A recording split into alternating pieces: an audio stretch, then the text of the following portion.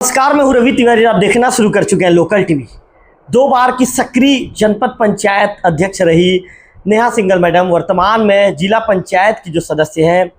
Neha Singhal madam उन समस्याओं को देखती है जिनका बहुत ही कम लोगों का, जिन समस्याओं को लेकर जो कम लोग काम करते हैं, बहुत कम लोगों को उस समस्या दिखता है। मैडम ने इस बार जिस तरह की समस्याओं को देखा है, निश्चित तौर पर ये एक बड़ी समस्या है और आने वाले दिनों में ये समस्या एक विकराल रूप ले सकती है। तो मैं मेरे दर्शकों को थोड़ा सा मैं ब्रीफ अपने ओर से कर दूं, इसके बाद फिर ज़्यादा समय नहीं लेते हुए नेहा सिंघल मैडम से बातचीत करेंगे। तो मैं आपको बताना चाहूँगा कि आज जो जिला पंचायत की जो सदस्य मैडम है, आज इनका दौरा था गरियाबंद। ये गरियाबंद गई हुई थी। सबसे पहले इन्होंने कलेक्टर महोदय से मुलाकात किया। मुलाकात के दौरान NH 130C के डिवाइडर को बदलने की मांग रखी है। क्यों बदलने की मांग रखी है? सवाल मैडम से पूछेंगे, जवाब भी मैडम ही देंगी, क्योंकि यदि मैं जवाब दे दूं तो फिर आपको इंटरव्यू देखने में उतनी दिलचस्पी नहीं होगी, उतना मज़ा नहीं आएगा। इसके बाद NH 130C के साइड पट्टी को मरम्मत कराने के बाबत जो मैडम ने ज्ञापन कलेक्टर साहब के नाम सौंपा है। इसके बाद NH SDO गरियाबंद जो NH 130C के डिवाइडर को बदलने बाबत, इसके विषय में तो मैंने आपको कह ही दिया था।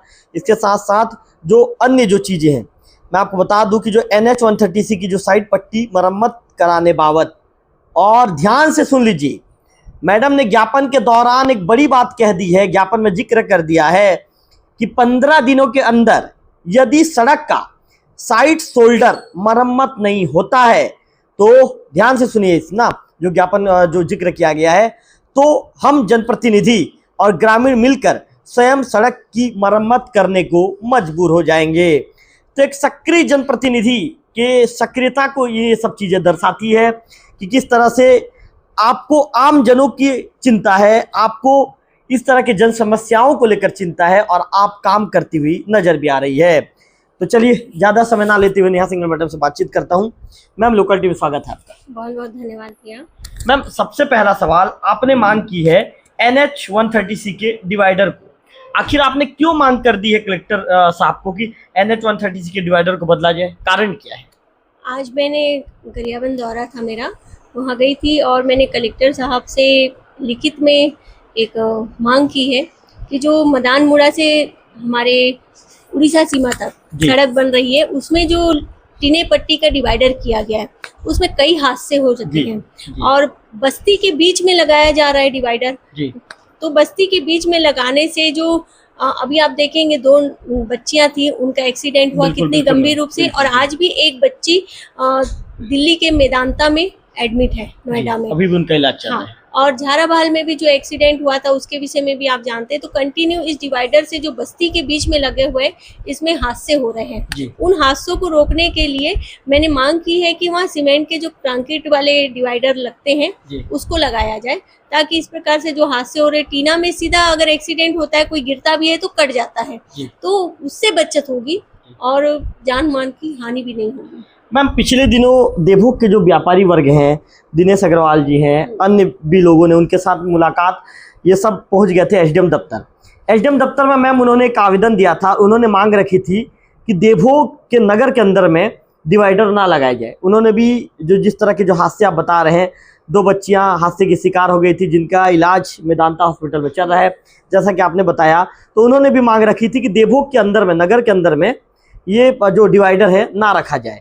देवभोग नगर पंचायत के जो क्षेत्र है, जो क्षेत्र शुरू हो जाता है आपका लगभग मान के चलिए पेट्रोल पंप जो है धर्मगढ़ रोड वाला, वहाँ से लेके झाराबहाल तक। तो मैम, उस मांग को आप कितना जायज़ मांगती हैं? आपको क्या लगता है? आज मैंने NH SDO को भी यही ज्ञापन दिया है। उनको मांग की है कि जो टीना पट्टी के डिवाइडर है उसको चेंज किया जाए और सीमेंट का कंक्रीट किया जाए। रहा सवाल नगर पंचायत के अंदर लगाने का, जो आप बता रहे हैं, ये बात मेरे पास भी आई थी, लेकिन NH सड़क के कुछ रूल रेगुलेशन है, उसको संबंधित अधिकारी फॉलो करेंगे। उनसे जो बन पड़ेगा उन्होंने आश्वासन दिया है कि वो करेंगे। मैम, एक महत्वपूर्ण सवाल, जैसे आपने कह दिया है ज्ञापन में कि यदि काम नहीं हुआ, NH की जो साइड शोल्डर जो पट्टी की यदि मरम्मत नहीं की गई, तो मजबूरीवश हम जनप्रतिनिधि ग्रामीणों के साथ मिलकर 15 दिन में यदि काम नहीं दिखा तो 16वें दिन हम सड़क पर उतर जाएंगे और रिपेयरिंग करने को मजबूर हो जाएंगे, हम खुद श्रमदान करेंगे, इस तरह की बातें कही है। तो मैम आखिर एक जिला पंचायत की जो सदस्य हैं, 2 बार की बीजेपी की वरिष्ठ नेत्री, 2 बार की जनपद पंचायत की अध्यक्ष मैडम को ये सब बातें क्यों कहनी पड़ी ज्ञापन के माध्यम से? देखिए, आपको मैं विस्तार से बताना चाहूँगी, आपके चैनल के माध्यम से सारी जनता को भी पता चले। मैंने सामान्य सभा की बैठक में भी इस बात को रखा था।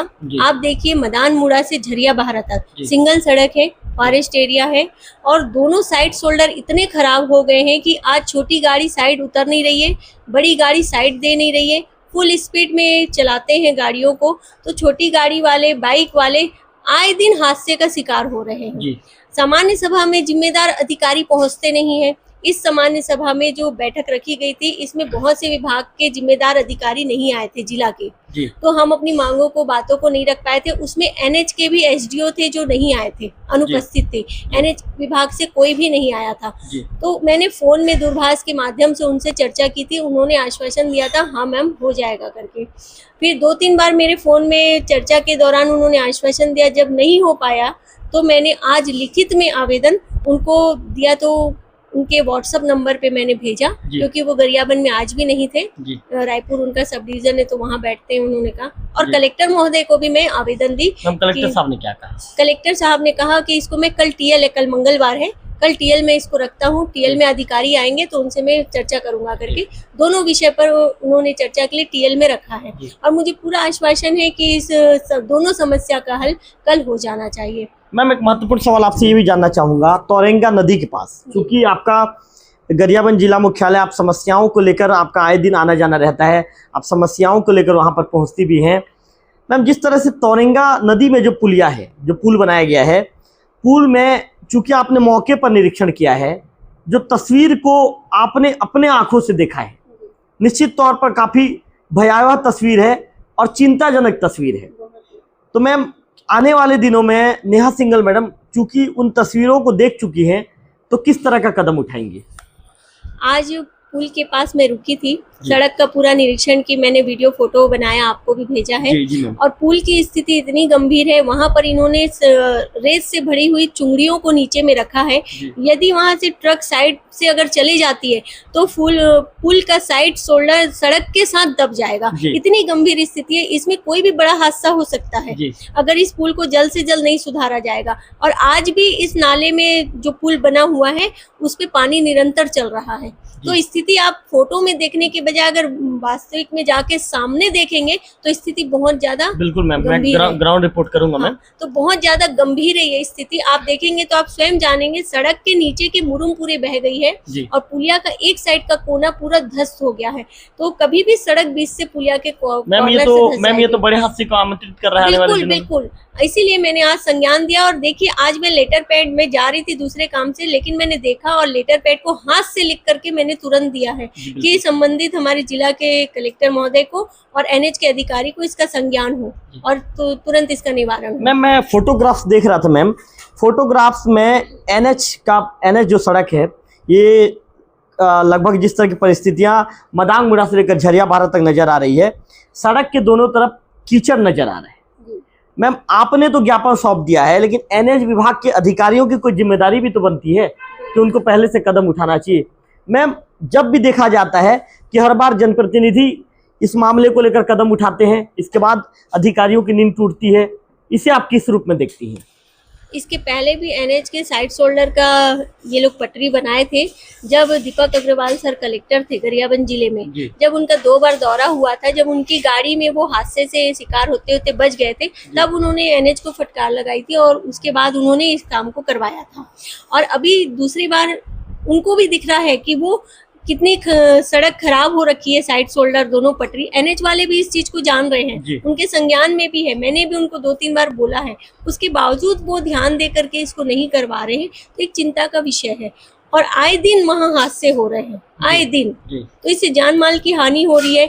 हम जनप्रतिनिधि जा रहे आ रहे हैं, हमको भी डर बने रहता है, घर परिवार में भी डर बने रहता है, सड़क अच्छी नहीं है, व्यापारी वर्ग की ट्रकें पलट जाती हैं तो व्यापारी वर्ग को भी नुकसान हो रहा है, वो भी हमारे पास बात को रखते हैं, आम पब्लिक जा रही है तो और गाड़ी वाले भी जो ड्राइविंग करके जाते आते हैं वो भी यहाँ बात रखते हैं, लोकल लोग। तो हम भी ऊपर स्तर में बात रखते हैं। लेकिन मैम एक ही बताइए, आप जैसे आज आपने एनएच विभाग के एसडीओ से व्हाट्सएप में चर्चा की, व्हाट्सएप में आपने उन्हें ज्ञापन भेजा, तो क्या मैम आपने उन्हें पूछा नहीं किया कि आप देवभोग तक दौरे में आते हैं कि नहीं आते? पूछा कि नहीं पूछा आपने? मैंने उनसे पूछा कि आप अभी उनकी पोस्टिंग हुई है एसडीओ की, तो उस दिन भी बैठक में नहीं आए थे और आज भी वो गरियाबंद में नहीं थे। तो व्हाट्सएप के माध्यम से आप भेजिए मैम, मैं पावती आपको व्हाट्सएप के माध्यम से देता हूँ। और उन्होंने आश्वासन दिया कि मैडम इस काम को मैं जल्द से जल्द करवाता हूँ। मैम आपको व्हाट्सएप में उन्हें बोलना नहीं था क्या, या व्हाट्सएप में आपको लिखना था कि सर आप वेलकम देवभोग तक अभी आइए, आपको वेलकम है। अब देवभोग तक की जो लगभग 40 से 45 किलोमीटर की जो सड़कें हैं, आप खुद आकर देखिए कि यहाँ की जनता कितनी परेशान है। भाई आपका विभाग क्या कर रहा था? कम से कम मैम आपको व्हाट्सएप के माध्यम से उन्हें फोटोग्राफ्स भेजना था मैम। मैंने फ़ोन के माध्यम से उनसे भी चर्चा की है, सब इंजीनियर से भी चर्चा की, और रायपुर सब डिवीज़न में भी उनके फ़ोन लगाई थी, वहाँ कंवर जी से बात हुई थी। और उनको भी मैंने कहा एक बार आप आइए और स्थिति को देखिए। एसडीओ को भी मैंने कहा है, उन्होंने कहा है कि जल्द से जल्द हम आ रहे हैं मैडम, और इसका सुधार भी करेंगे और देखेंगे भी। मैम जैसे आपने कह दिया है कि 15 दिनों के अंदर यदि साइड शोल्डर के मरम्मत को लेकर यदि उचित कदम नहीं उठाया गया तो हम जनप्रतिनिधि ग्रामीणों के साथ मिलकर श्रमदान करने को मजबूर हो जाएंगे। तो क्या मैम 15 दिनों के बाद आप लोग इस तरह का कदम उठाएंगे? बिल्कुल उठाएंगे, क्योंकि हमको ही देवभोग से गरियाबंद रायपुर जाना आना रहता है। हम जनप्रतिनिधि, आम पब्लिक, नागरिक सब, क्योंकि देवभोग दूरस्थ एरिया है और ये सिंगल सड़क है जो हम इधर से जाना आना करते हैं जी। और यदि ये 15 दिनों के अंदर नहीं बनती है तो बिल्कुल हम उतरेंगे। जनप्रतिनिधि, आम जनता जो भी हमारे साथ आए, हमारे सहयोग करेंगे, हमारे साथ खड़े होंगे, हम जाएंगे और उसको पूरा सुधारेंगे। स्वयं कुदाली, रापा, फावड़ा पकड़ेंगे और उसका मरम्मत करेंगे, क्योंकि तकलीफ हमको है। अधिकारी 6 महीना, साल भर में 1-2 बार आते हैं, लेकिन हमको कंटिन्यू जाना आना रहता है। हादसे के शिकार हम होते हैं, हमारे क्षेत्र के लोग होते हैं, तो उनकी समस्या को दूर करने के लिए हम बिल्कुल ये चीज़ को करेंगे। मैम एक और सवाल, जैसे कल खुडगांव में एक सड़क हादसा घटित हुआ, मैं ग्राउंड पर पहुंचा था। ग्राउंड लेवल की रिपोर्टिंग करने के दौरान ग्रामीणों ने मुझे बताया कि लाइट का जो खंबा लगे लगभग 2 महीने का समय हो चुका है, उसमें लाइट भी लगा दिया गया है, लेकिन अब तक उस लाइट को चालू नहीं किया गया है, जिसके चलते वहाँ पर अंधेरा हो जाता है। और अंधेरा के चलते 2 पहिया वाहन चालक, 4 पहिया वाहन चालक वहाँ से गुजरते हैं, उनका जब लाइट उनकी आंखों पर पड़ता है तो काफ़ी दिक्कतों का सामना करना पड़ता है, कई बार वे हादसे के शिकार हो जाते हैं। तो इसे लेकर क्या नेहा सिंघल मैडम अपने स्तर पर कदम उठाएंगी? बिल्कुल, मैं आपके माध्यम से मेरे को जानकारी मिली है, काम इनका लाइट का चल ही रहा है, लेकिन जो 2 महीने से लाइट ऑलरेडी पहले से लग चुकी है उसको चालू करवाना था। और सड़कों में अंधेरा तो है और उसकी वजह से हादसे भी हो रहे हैं, इससे भी मैं एग्री करती हूँ। और जल्द से जल्द मैं एनएच को कल ही लेटर जारी करूँगी कि ये जो स्ट्रीट लाइट लग रही है इसको चालू करें और पहले की लाइट का काम करवाएं। बिल्कुल, हमने जो सक्रिय जनप्रतिनिधि क्षेत्र की जिला पंचायत सदस्य मैडम नेहा सिंघल मैडम का इंटरव्यू किया। मैडम दौरे पर गई हुई थी, दौरे पर जाने के दौरान उन्हें जिस तरह की परिस्थितियां नजर आई, उन्होंने दौरे से लौटने के बाद लोकल टीवी से बातचीत किया है। लोकल टीवी से बातचीत के दौरान उन्होंने कहा है कि हालात चिंताजनक हैं और निश्चित तौर पर जिस तरह से तौरेंगा नदी में जो पुलिया बनाया गया है वहाँ पर सैकड़ों वाहन रोज गुजरते हैं, चूँकि जिला मुख्यालय के साथ ही राजधानी रायपुर तक जोड़ने वाली ये मुख्य सड़क है और इसी सड़क से आम जनों को होकर गुजरना पड़ता है। यहाँ से भारी वाहन, यहाँ से यात्री वाहन भी होकर गुजरते हैं, लेकिन जिस तरह की परिस्थितियाँ, जिस तरह की तस्वीर वहाँ से निकलकर सामने आई है, जो पुल है, पुल के नीचे में रेत से भरी बोरियों को वहाँ पर डाला गया है सपोर्ट के रूप में। तो ये सपोर्ट कितना दिन तक टिकेगा? क्या ये सपोर्ट किसी बड़े दुर्घटना को, किसी बड़े हादसे को आमंत्रित कर रहा है? निश्चित तौर पर जिम्मेदार अधिकारियों को भी नेहा सिंघल मैडम के दौरे के बाद उचित कार्रवाई करना चाहिए। मैडम ने साफ तौर पर अपने इंटरव्यू के दौरान कह दिया है कि 15 दिनों का समय दिया गया है। 15 दिन में यदि आप साइड शोल्डर बनाने को लेकर आपने यदि दिलचस्पी नहीं दिखाई, रुचि नहीं दिखाया, उचित कदम यदि आप नहीं उठाते हैं तो इसके बाद फिर मजबूरीवश हम ग्रामीणों के साथ जनप्रतिनिधि गण हम खुद आप ये कहेंगे कि वहाँ पर मौके पर पहुँच जाएंगे और इसके बाद श्रमदान करके उस साइड शोल्डर को बनाने को मजबूर हो जाएंगे। तो जो अधिकारी हैं विभाग के, आप भी समझ जाइए कि जनप्रतिनिधि आकर जब इतना बड़ा बयान दे रहे हैं तो इसके बाद भी यदि आप काम नहीं करते हैं तो कहीं ना कहीं आपकी कार्य प्रणाली और आपके कार्य कुशलता पर बड़ा सवाल खड़ा हो जाएगा। कैमरा पर्सन गंधर्व के साथ रविकांत तिवारी, लोकल टीवी, देवभोग।